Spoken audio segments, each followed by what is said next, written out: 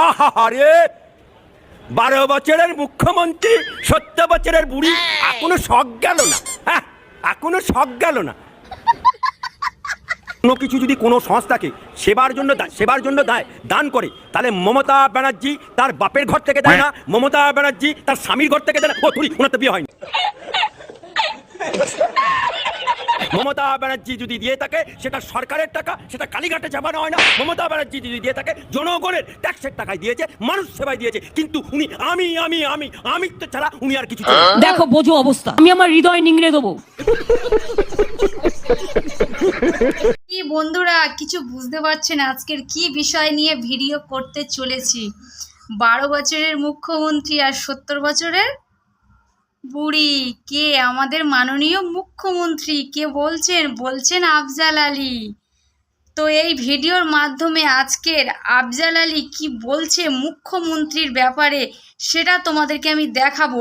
আর একজন সঙ্গে আছে আমাদের ফাটাকেষ্ট, আমাদের মিঠুনদা এবার মুখ খুলেছে। মিঠুনদা কি বলছেন?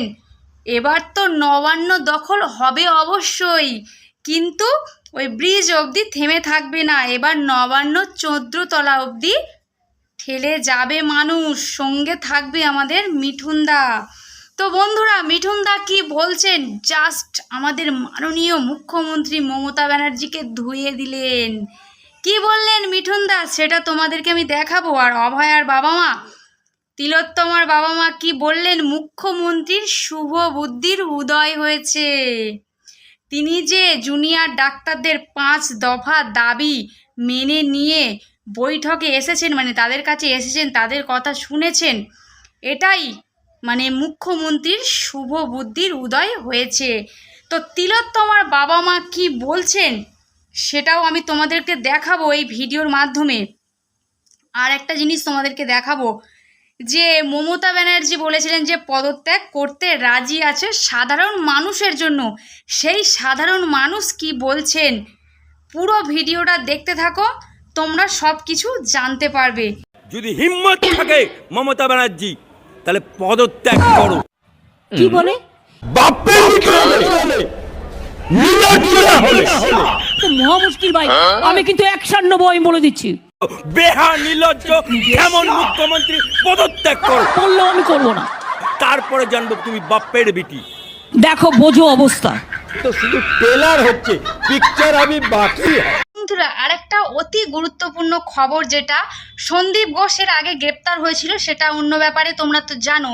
এখন অভয়া মানে তিলোত্তমার কেসেও সন্দীপ ঘোষ আবার গ্রেপ্তার হয়েছে ওই টালা থানার ওসি। তিনি কি কারণে গ্রেপ্তার হয়েছে? তিনি পুলিশের কর্মচারী হিসেবে নয়, সাধারণ মানুষ হিসেবে নয়, তিনি গ্রেপ্তার হয়েছে ওই অভয়া কাণ্ডের ওই তিলোত্তমার প্রমাণ লোপাটের কারণে তিনি গ্রেপ্তার হয়েছে। সিবিআই তাকে গ্রেপ্তার করেছে, ওই টালা থানার ওসি। তো এবার তো আস্তে আস্তে সব পোল খুলছে, তোমরা তো দেখতেই পাচ্ছ, বুঝতেই পারছো। বিনীত গোয়েল তিনি তো পদত্যাগ করতে চাইছে, কিন্তু মমতা ব্যানার্জি করতে দিচ্ছেন না। সন্দীপ ঘোষ সকালে পদত্যাগ করলেন মানে অধ্যাপকের এর থেকে, বিকালেই তাকে আবার পার্ক স্ট্রিটে নতুন একটা কাজে মানে যোগদান করা হয়েছে। মানে মমতা ব্যানার্জি নতুন একটা অফার তাকে দিয়ে দিয়েছে সন্দীপ ঘোষকে। তাহলে কিসের পদত্যাগ করছে? তো মমতা ব্যানার্জি নিজেই পদত্যাগ চাইলেন, নিজেই আবার ঠিক হয়ে গেলেন। তিনি তো পদত্যাগ করছেন না, নিজেকেই মানে ঠিক করে নিয়েছে। এটাই হচ্ছে আমাদের দেশের মুখ্যমন্ত্রী। তো এই নিয়ে কিছু বলা যাবে না, হয়েছে রাজার রাজ্যে সবাই গোলাম, করতে হবে রাজার সুনাম। তুমি কেমন রাজা যে তোমার দেশবাসীরা তোমার নামে বদনাম করছে, তোমাকে নিয়ে ভিডিও করছে? তুমি যদি ভালোই রাজা হতে তাহলে তোমাকে মাথায় নিয়ে লোক নাচতো। বন্ধুরা, এই ভিডিওটা এন্টারটেনমেন্টের মাধ্যমে তৈরি করা হয়েছে, তাই কেউ সিরিয়াসভাবে নেবেন না। ভিডিওটা দেখার অনুরোধ রইল।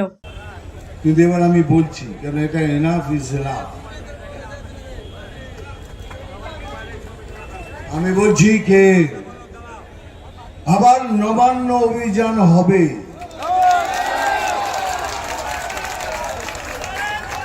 আর সেই অভিযানে আমি থাকবো। বন্ধুরা, আমাদের মিঠুনদা কি বলছেন? এবার নবান্নের অভিযান হবে, জাস্ট ইনাফ, মানে আর নেওয়া যাচ্ছে না। তো কি বলছে মিঠুন দা পুরোটাই আমি তোমাদেরকে দেখাবো। আমি খুব কম কথা বলি রাজনৈতিক, কিন্তু এবার আমি বলছি কেন এটা এনাফ ইজ এনাফ। আমি বলছি যে আবার নবান্ন অভিযান হবে, আর সেই অভিযানে আমি থাকবো, কিন্তু এই অভিযান ওই ব্রিজের কাছে গিয়ে থেমে যাবে না। এই অভিযান ওই নবান্নর 14 তলায় গিয়েই থামবে।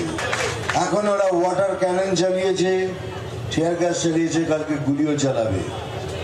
সেজন্য আমার সমস্ত বিজেপি যারা ক্যাডার আছেন, যারা বিজেপি করেন না তারাও অন্য পার্টি করেন, সবাইকে বলছি তৈরি থাকুন, দিন এসে গেছে, হয়তো আত্মাহুতিও দিতে হতে পারে।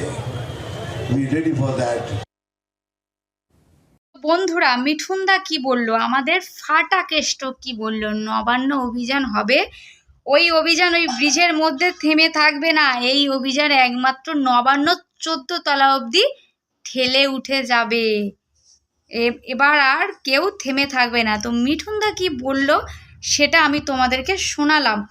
এবারে আসছি তিলোত্তমার বাবা মা কি বললেন মমতা ব্যানার্জির বিষয়ে আর কি।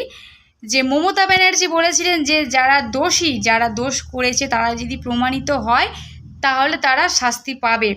কিন্তু বন্ধুরা এত বড় যে কাণ্ড হলো ওই আরজিকর হসপিটালে, দোষী না হলে, কেউ অপরাধ না করলে, তাহলে ওই মেয়েটাকে এরকম নির্মমভাবে মারা হলো কেন? তাকে কিভাবে মারা হয়েছে সেটা আপনারা জানেন, সেটা নিয়ে আমি আর বলতে চাই না।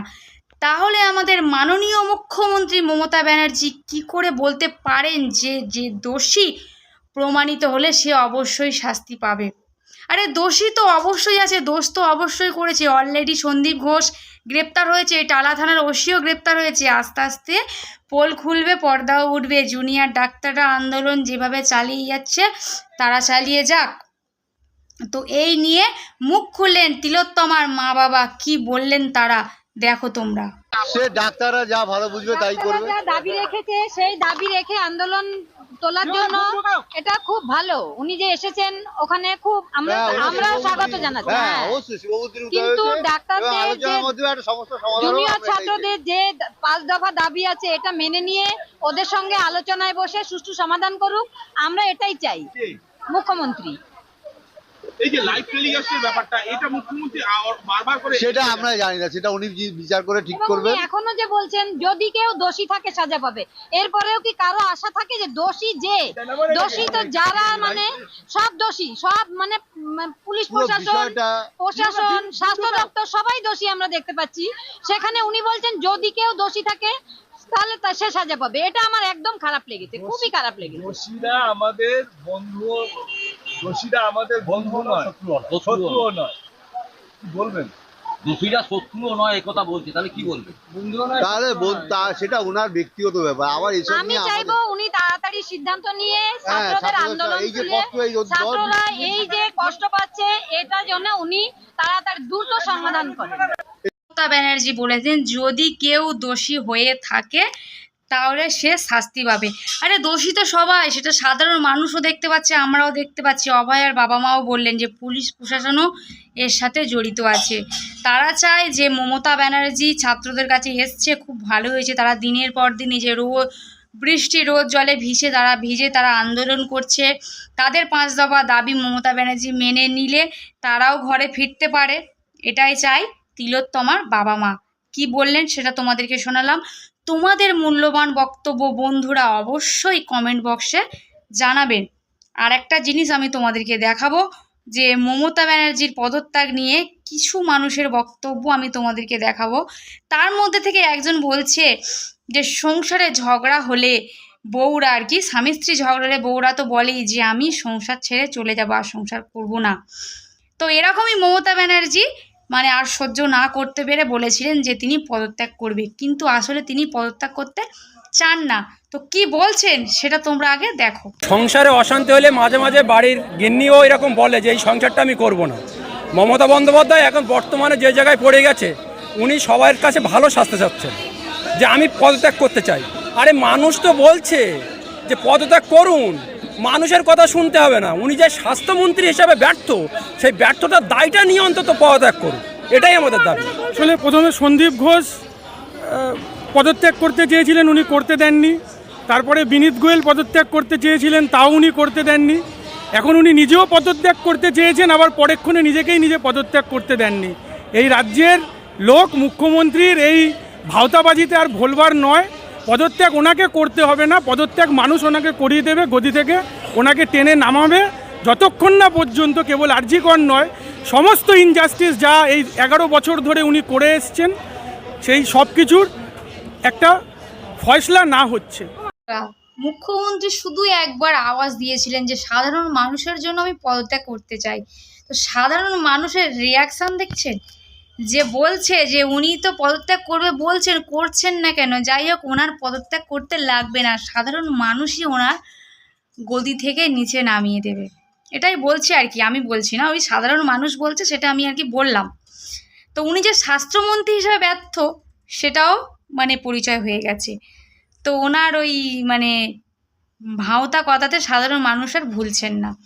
আর একজনের কথা জাস্ট আমি একটু শোনাবো, ভিডিওটা অনেক বড় হয়ে যাচ্ছে আমি বুঝতে পারছি, তোমরা একটু কষ্ট করে দেখো, তো কথাটা আগে শোনো কি বলছে।